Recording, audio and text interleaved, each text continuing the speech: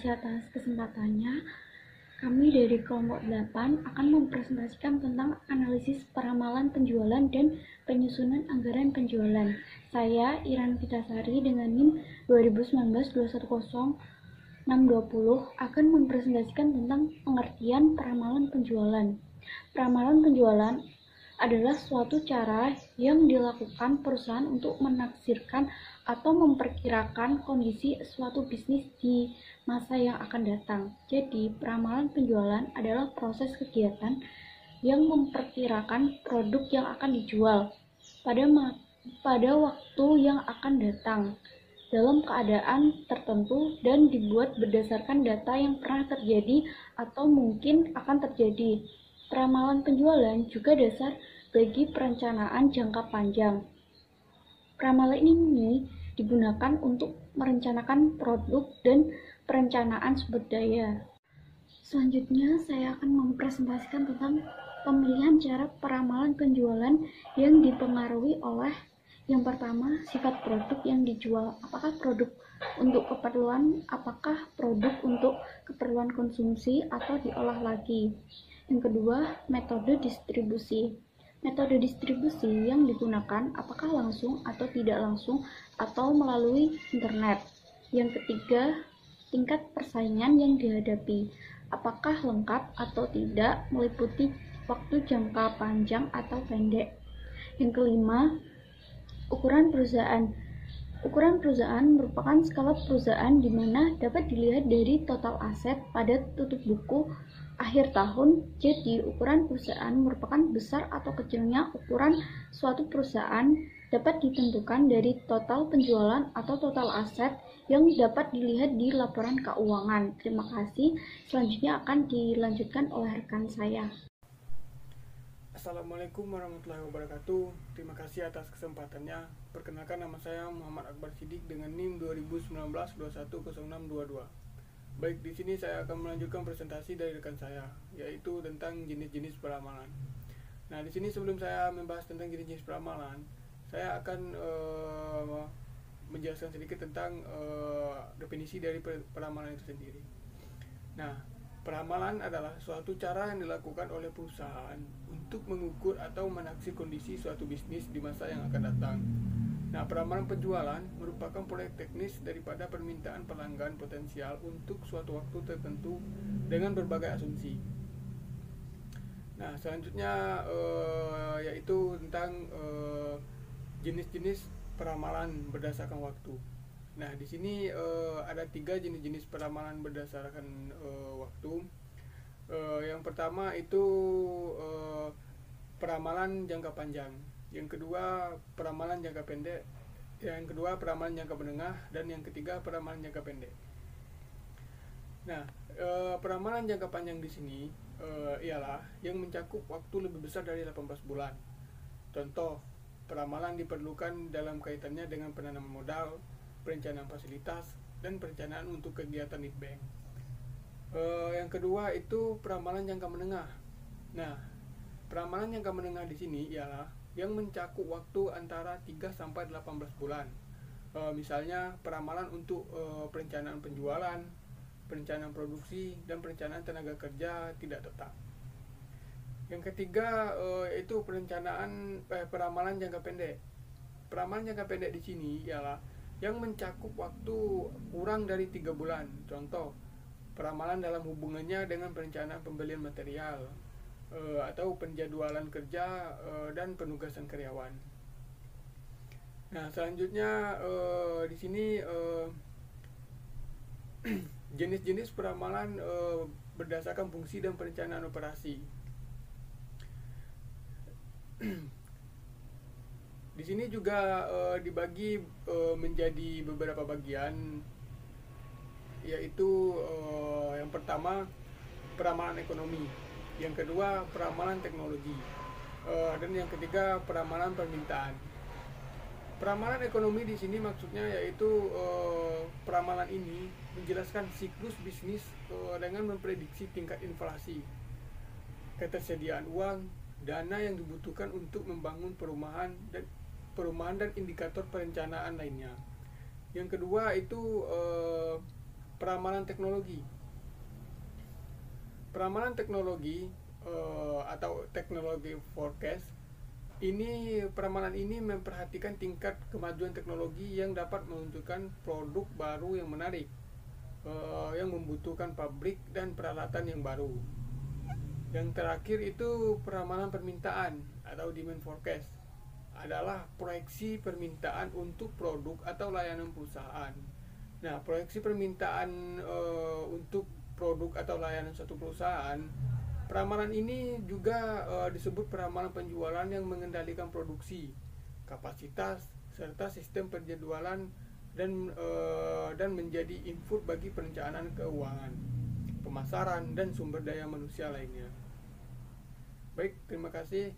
Saya akan dilanjutkan oleh rekan saya. Assalamualaikum warahmatullahi wabarakatuh.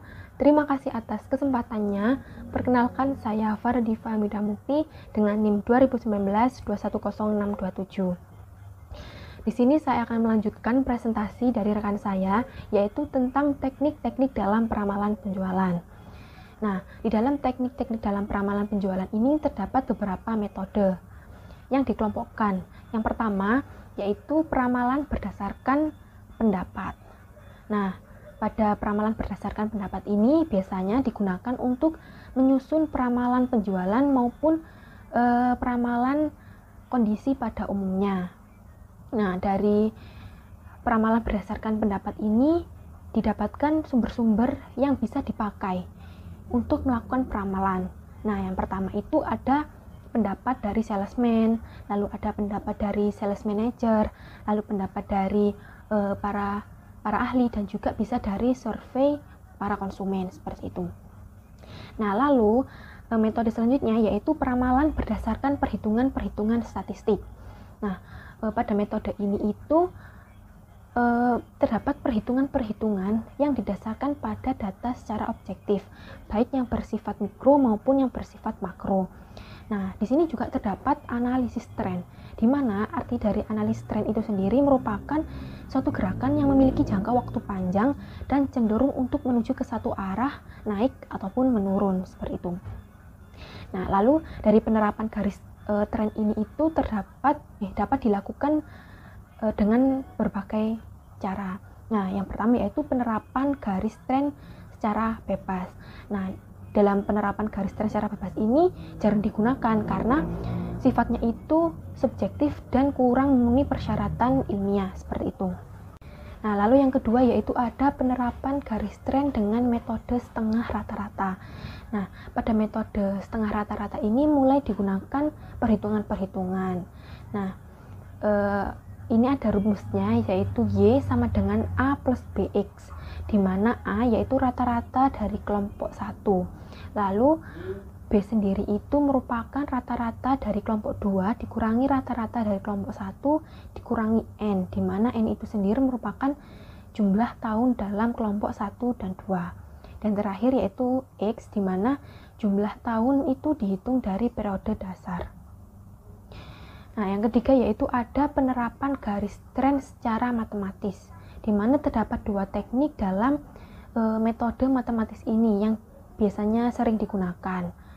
Nah, yang pertama yaitu ada metode momen, di mana rumus-rumus yang biasanya digunakan pada metode ini yaitu yang pertama itu Y sama dengan A plus BX, yang kedua yaitu lambda Y1 sama dengan N dikali A ditambah B lambda X1. Lalu yang ketiga yaitu lambda X1 dikali Y1 sama dengan A lambda X1 ditambah B lambda X1 kuadrat. Nah, rumus yang kedua dan yang ketiga ini digunakan untuk menghitung nilai dari A dan B yang akan dipergunakan sebagai dasar penerapan garis linear atau garis tren. Sedangkan dari rumus yang pertama itu merupakan persamaan garis tren yang akan digambarkan. Dan selanjutnya yaitu metode yang kedua yaitu ada metode last square, di mana ada persamaan trennya juga sama, Y sama dengan A plus BX, di mana yang pertama yaitu A sama dengan lambda X per Y dibagi N. Lalu yang kedua yaitu A sama dengan lambda XY dibagi lambda X kuadrat. Sekian dari saya. Terima kasih. Untuk selanjutnya akan dilanjutkan oleh rekan saya. Terima kasih atas kesempatannya. Di sini saya akan melanjutkan presentasi dari rekan saya. Saya akan mempresentasikan yaitu melakukan peramalan dengan metode-metode khusus. Itu ada 3. Yang pertama itu ada analisa industri, yang kedua itu ada analisa produk line, yang ketiga itu ada analisa penggunaan akhir. Yang pertama, saya akan menjelaskan analisa industri. Analisa industri adalah salah satu cara untuk membuat peramalan dengan metode khusus. Dalam metode analisa industri ini mencoba untuk dihubungkan potensi penjualan perusahaan dengan industri pada umumnya, dalam artian volume dan posisi dalam persaingan. Analisa industri ini dibagi menjadi beberapa tahap. Yang pertama itu ada membuat proyeksi demand industri untuk mengetahui prospek perkembangan penjualan industri pada tahun mendatang. Yang kedua itu ada menilai posisi perusahaan dalam hubungannya dengan industri pada umumnya. Yang ketiga ini ada proyeksi posisi perusahaan pada masa mendatang atau penghitungan expected market share. Dan yang kedua ini ada analisa produk line. Analisa produk line ini digunakan pada perusahaan-perusahaan yang menghasilkan lebih dari macam produk. Masing-masing macam produk tersebut yang tidak dapat diambil kesamaannya dan harus dibuat oleh peramalan secara terpisah.